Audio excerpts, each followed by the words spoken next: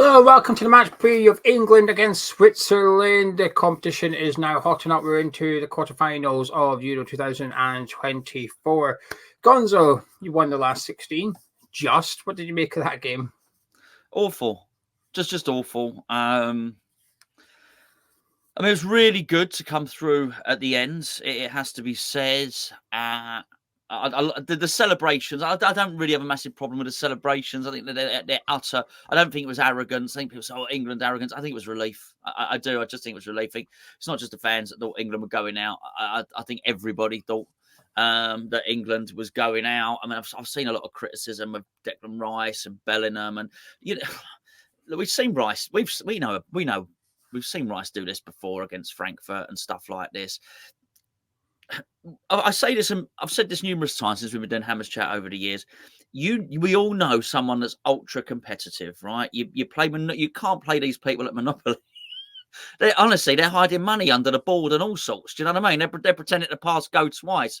If they go mental. If you get a load of houses lined up on Park Lane or something, they land on them, they go mental. And these are your friends and your family. These are people you love, right? But if someone's got that competitive streak, it's really, really hard. And I just think, with Rice and Bellingham, I think they probably thought they were going out. And at the end, it sort of got the better of them. And their competitive streak came out. I don't have a problem with any of it, really. I do have a problem with I have an absolute problem with the way that Gareth Southgate plays. Yes, it's his job to win, but it's a hard watch. It's a very, very hard watch. And I can't ever remember a time as an England fan where particularly we've got out of the group stage where there's been this little momentum behind the team, of public fervour, the pubs, all of that sort of thing. I told you the other day when we were doing our Patreon, I told you the guy who runs the pub down the road, he said people aren't drinking much beer, they're buggering off.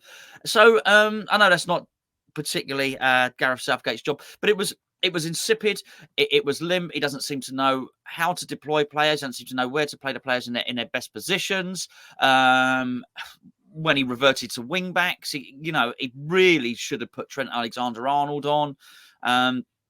Almost everybody to a man is playing worse than they do for their club, and that is not good. So, well, you're going to ask me about confidence at the end of the video, but I thought it was a really, really poor showing.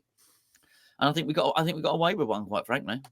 Well, I'm intrigued as to what you'd like to see England do on Saturday night. Obviously, you've got one issue, which is Mark Gay suspended after 2 hospital passes from Declan Rice and Kieran Trippier. Have landed him in a spot of bother on both occasions and got him booked.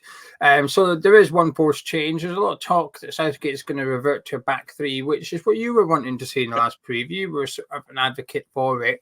However, Mark Gay was in your back 3, so I'm intrigued as to how you're going to work out. So I'm assuming you're going to go Pickford in goal. So talk me through your formation and your defence. Yeah, I'd go with a back 3 as well. So I think you'd have to go Stones, give him license to roam. No, I'd have Walker next to him. So I'd have Walker as the right centre back, which we know he's played for Man City on many occasions. Oh, he's played there for England, to be fair. And I'd put Konsa in there actually. On the left hand side of that back 3, but I wouldn't be adverse to putting Gomez in there, to be fair. But I think that the moment you don't have your first choice defence, then you are scratching around. I think in many respects it doesn't matter who you pick. I wouldn't put Dunk there as a left-sided centre back, so it's one of those two for me. And your wing back? I definitely Trent Alexander-Arnold as a right wing back.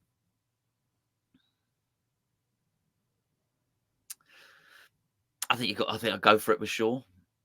I think I'd go for it actually. I know technically he's probably more of a left back than a wing back. But what have you got to lose? This is the trouble. This is where all these memes come from.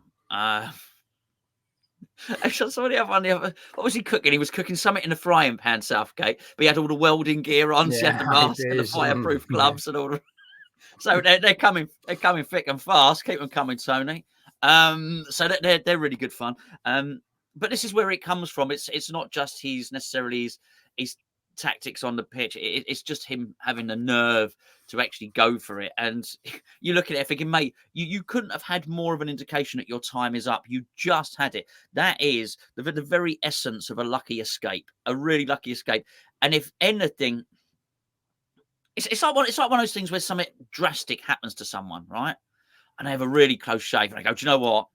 I've had it. I've had my chance. That's God telling me I'm going to live my life now. I'm going to go for it. All those things I wanted to do, I'm going to do them. All those times I played it safe, I'm going to be adventurous. I'm going to go and visit this place. I'm going to take up this hobby. I'm going to do that. They have a second wind, a second lease of life. And I feel in a footballing term, Southgate's just had that. Right. It's you almost just went out.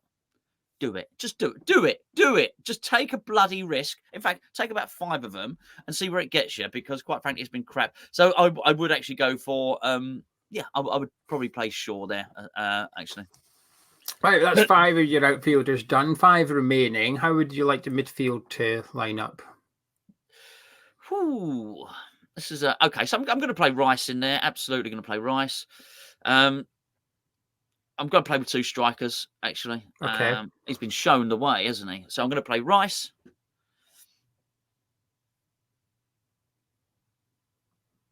I'm going to play Wharton. No, I'm not. I'm going to play Mainu, because I think he did okay. I think he was one at counter credit. Rice, I'm going to play Mainu, and I'm going to play Bellingham. Okay, and your 2 strikers are going to be Harold Kane, and I'm actually well done, Tony. By the way, yeah. I thought he did well, but he's not fast. I'm not saying he's dog slow. He's not fast, Tony. I'm going to play Watkins there for the blend, for the ball. So Kane can come deep, Watkins can go in behind. That's the team I'm going with. Right, time for the Scotsman chuck his tuppence in. But before we do that, I just want to point in direction of the video sponsor, Match Bingo. And they have a big promotion on for the Euros this weekend, not just the England game, across all quarterfinals. And that is, you buy 3 cards, you get 2 for free. So £6 in total it will cost you. But instead of getting just 3 cards for the game, you will get 5. So do get involved. Match Bingo is where they give you 15 things that you need to occur in the game, and it pays out for first line, second line, as well as full house. Plus, there's the 4th and additional pot for those that get full house. They just weren't first to it. That gets divided up over anybody else that fills up their card. It's an interesting way of adding something a little bit extra for the games that perhaps don't provide much entertainment. The England game definitely requires a Match Bingo card just for something to keep you interested. It wasn't for Match Bingo, you might have tuned out a hell of a lot earlier on in the matches as well. Now, please do use a link that's in the description of this video to download the app. You can download it for free. You can sign up for free, but you will need to deposit funds in order to obtain these cards. However, you deposit £10, you get £20 credit as well. So for your £10 deposit, you'll be able to get 5 cards for every single quarterfinal this weekend. Just add a little spice, perhaps win some money. Now, it is a gambling app, so please do gamble responsibly. Plus, you have to be 18 and over. But like I said, please do use that link so they know you come from Hammers Chat. Right, enough about Match Bingo. Shall I tell you what I think about England, Gonzo? Please do. You were dreadful. That was bloody lucky. You are the country out of the 8 that's left in. We've now got a big picture of all 8 countries left in this. We've now seen plenty of them, 4 games for each. I would discard some games. So, for example, Portugal's 3rd match day game, I'd ignore that one because they'd won the first 2. They're already through. So you've got at least 3 per country. Some have been underwhelming. Now, we've done our Euro 24 quarterfinal preview. You can access that video via the link in the description at the end of this one, where we discuss the other 6 that's not involved in this game. There's been some countries that I found underwhelming. They haven't really performed. Some have been very impressive. I think a way to play one of those. But your country, I feel like, relies on individual brilliance more than the other 7. It's a case of who's going to do something. Can someone just come up with something and then we'll get through? And I think that's the worst foundation, really, for a game plan, as a tactic of how are you going to get through. Well, we're going to need Bellingham to do something. We're going to need Kane to do something. That's not good. That's house of cards kind of foundation for a football team. I thought you were very, very lucky. I think when it went to extra time, I knew you were going to go on and win the game. I think that you beat them by scoring the 95th minute. I think you just completely deflated them. you weren't up against the best country in the Euros either. You made them look a lot better than they were, I felt. And you're still the worst team, one of the worst teams to watch. Like I said, I appreciate Scotland didn't pull up any trees. I'm not saying we were better than England, but it's just the games aren't very entertaining involving England. In terms of your team, the whole Luke Shaw thing is just an absolute farce. A centre-back's suspended now. If what had been working in the last 4 games had been actually working, given how much centre-backs he has available, you'd be like, well, Gay comes out and this centre-back goes in, probably Konsa. It might be Gomez, it might be Dunk, but he would put one of those in.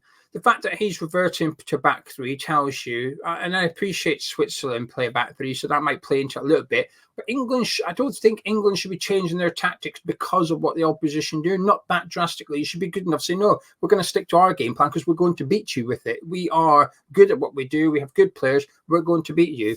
So the fact that he's maybe matching up Switzerland is almost a little bit of an admission, which is we're not good enough. My tactics aren't good enough, so I'm going to match yours and go man for man and hope that we beat you individually. But had the tournament gone right so far, he would just make a straight swap. But the fact he's possibly reverting to a back 3, like I said, is an admission, but also it just says to the likes of Lewis Dunk, and I don't disagree with this, which is you're not good enough to come in. Now, I think that's true. So why on earth have you taken Lewis Dunk and not Mitchell? Why have you not had a natural left back as backup to Luke Shaw instead of one of the centre backs that you're not going to play, that you do not trust? And the whole thing's just bonkers because you've been screaming out for a left back in the last few games, but now at the quarterfinal stage, and there's still question marks over whether Luke Shaw can start or not. What is he there just in case you get to the final? Then he might start that game. What's the plan with Luke Shaw? Yeah. It's just really poor. I'm not even going to say preparation because Luke Shaw was injured right up until he took him. He knew what he was doing by taking Luke Shaw. Everybody knew. That's why there was a lot of concern saying, hang on a minute, what are you going to do left back? Trippier, that won't work. I think they've been proven correct as well. I think for this one, I get why he's going to a back 3. I think you should be good enough to stick with your back 4 and play your way. But the way England have been playing, we don't have a way, Geo. There is not no really. our way. Yeah, that's the point though. He's switching to back 3 because it's not good enough. I agree with you. I think Kobe Mainoo had a really good game in the previous round. Not perfect. I think Rice at times was left isolated and had too much to do. But he was a bright spark, Mainoo. I think Gay's possibly been your best player of the tournament. Maybe. He's suspended, so that's not ideal for you either. Moving on then to your opponent, Switzerland. Have you seen much of them? And if so, what did you make of them? I've seen snippets, seen highlights, and then I watched most of the Italy game. They look like a team. They look like a team. It almost looks at times like Italy couldn't bother them. It was. It felt like a lot of the Italian attacks came crashing against the brick wall. Actually, I thought Akanji was good for them. Actually, and I thought I didn't think it flattered them. I think they deserved to win. I watched it and I thought, as I say, I've not spent loads of time watching them or anything like that, but I thought, well, they're the best team are winning here. And the more I watched it, the more fearful I became. I particularly like the way they sort of attacked down their left-hand side as well. That was very, very good. And then you see someone like Xhaka, who's like reborn. Is it the same geezer? He looks a really, really dangerous guy, and it's hard to watch that and not think. Listen, I know Bellingham has these big moments. Superstar players like that do. Whatever he was, £100 million player, whatever he went to Real Madrid for, they're capable of that. They're capable of the goal in the first game, the overhead kick. That's the very essence of what you said there about individuals. They've got that, but take that away. It's hard to make a case for any England midfielder being a better player in this tournament than Granit Xhaka, who I think has been really, really good. So I liked him. They've got that. I don't think he played the first time I went to watch him play. I was looking because we like that Briel Mbolo. We like him. We've done both spoken about him before in years gone by of like being Antonio's replacement. I watched one of the games. He wasn't playing. I think. Oh, what's going on here? Where is he? But he's really good. I think it was one of the group games. He was really good. I think he's a good player. They're a good team, and they are a team. They're a real team, and they look like a brotherhood. They really do. The tactics seem well drilled, and everyone just seems to be on a different level tactically to England. And for all, I just wonder what he's been doing, Southgate. I all this time, yes, it's all very well going and doing, and he's got the highest level badges, Southgate. A lot of coaches, they'll go and do the level of coaching badges that they need to get the job, and then they'll work, right? Southgate's done more and more and more beyond. Southgate is in many respects, in terms of certification, he's got the most rosettes of everyone. He is the qualified guy. He's been the FA technical director. He goes and he visits Barcelona's training ground, and he goes in and he picks the brain of Carlo Ancelotti at Real Madrid, and he goes everywhere, and he lives and breathes. I don't doubt he lives and breathes football, by the way. I'm not suggesting that, right? He does, and he goes and visits all these training grounds and all these head coaches and all the rest of it. What's the point? If you're not going to actually spend time with these tactical geniuses, if you're going to go and get all your coaching badges, but they appear to make you, no more qualified than John, who runs me. Sorry, John, who runs my son's team. John had sorted it out. Let me tell you that much now, right? Probably not watching, but I just cover myself there. Your son's just got dropped for the weekend, thanks to you. Well, it's unfortunately there's no football at the moment. But no, to be fair, he coached my daughter as well. Sandhurst Rangers, go on it, and all. Actually, the Royals, it's the Sandhurst Royals this season. But I'm sure there'll be a multitude. There'll be a few thousand will turn up for that game. But I just think, what's the point if you're not getting the coaching badges more than the guy that works down the park? Volunteers his time. If you're not going to have any more cultured and and detailed patterns of play, just doesn't seem to know what to do. I've said this from day one with England. You look at other coaches and they look well drilled. They seem to have patterns of play, patterns that there is a pattern of attacking play. They know what they're going to do. Everything is off the cuff, and the thing is with off the cuff, it doesn't matter whether you're playing football or whether you're a musician or whatever it is. If you're going to do basically something freestyle, which is what it is, you need to be in the right frame of mind. You need to feel inspired. And sorry, England are not inspired. Excuse me, it's all at the moment. Sorry, a little frog in my throat. I wasn't getting choked up. I wasn't about to cry. England are not inspired at the moment. They're just not. John's getting choked up as well. I know. It's me talking about it. He's probably trying to rope me into up with a training session. Then the Sandhurst Rolls will get bad. I'll tell you that much. But it's we lack inspiration. So we don't have the tactical stuff. And okay, if you're not going to have tactical stuff and you're just going to rely on genius, then you need a man management. Then you need a Harry Redknapp or something. And we don't have that either. So I looked at Switzerland in answer to your question, and I was jealous.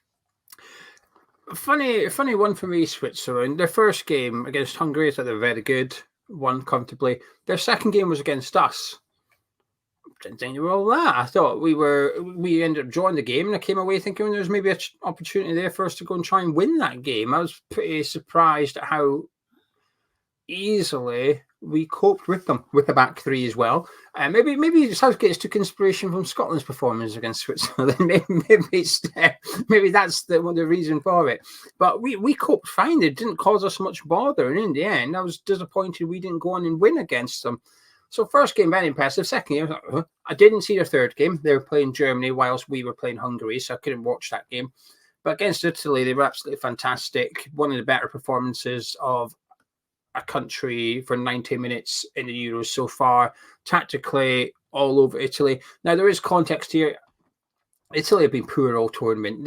Yes, they got through, but they weren't very good. And it wasn't really a surprise to see Switzerland win. I thought the Swiss would win. 7 of the teams I thought would win in the last 16 did. The one that didn't was Austria. But I thought Switzerland were brilliant. I think if you were to do like a team of the tournament so far, there'd be no England players in there. Maybe a small case for Gay, but I think there's a few contenders from Switzerland. And I think that shows how impressive they've been individually as well as a team. I think Jacques has a big doubt for this game. I think he's at scans, and that would be cause for concern if you were wanting Switzerland to win. I think that would maybe shift it in England's favour slightly if Xhaka was missing from the team. But him and Fuller have been fantastic in midfield. I've enjoyed the performances of Vargas and Ndoye. At the back, Akanji, Rodriguez and Sharp, as good as any other defence at this tournament so far. I've been really impressed by what I've seen from Switzerland in 2 of the 4 games so far. And like I said, I didn't see the other one. So I think this is going to be an interesting battle on Saturday night. So Gonzo, are you confident? It's hard to be confident, Geo. It really is. I would like to think that that maybe Granit Xhaka is out, as if what you suggest is correct. But how bad is that we're sort of reliant on that? I don't like the way that England's attitude. Whilst I didn't mind a bit at the end, as I say, I think there was relief.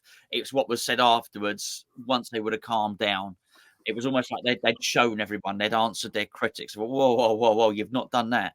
That you haven't done. I understand you being relieved at getting a win, having been in a sticky situation, but you've not done that. I hope they can translate some of that bullishness into a team performance. But I'm not confident. Switzerland look more of a team, and I think they are absolutely capable of beating England. And if I'm trying to imagine a scenario where actually England are starting to get better throughout the tournament, that's really hard to do. If somehow we can get through and win it, I just find it impossible to find out. I find myself lying to myself to think that maybe that's even plausible. It just doesn't seem so. And I do think even if Switzerland don't get us the first time England play anyone decent, we're just going to get swatted aside. And I've seen this so many times before, Geo, that there becomes an inquest. The FA have an inquest, a root and branch inquiry. Where did it all go wrong? That doesn't need to be done, by the way, but that's what will be said. And I'm absolutely gobsmacked by what I've seen from the England team so far. I can't think that there's anything that has that's able to give me any confidence we will beat Switzerland. Maybe, just maybe, Jude Bellingham can rescue us again, but he's not even playing well. Maybe Harry Kane can, but Gareth Southgate this is his dream job. This is it, and he's literally letting it slip through his fingers, and he's watching it happen. He's doing nothing about it. He needs to do. I don't know. He needs to learn, but he was quite.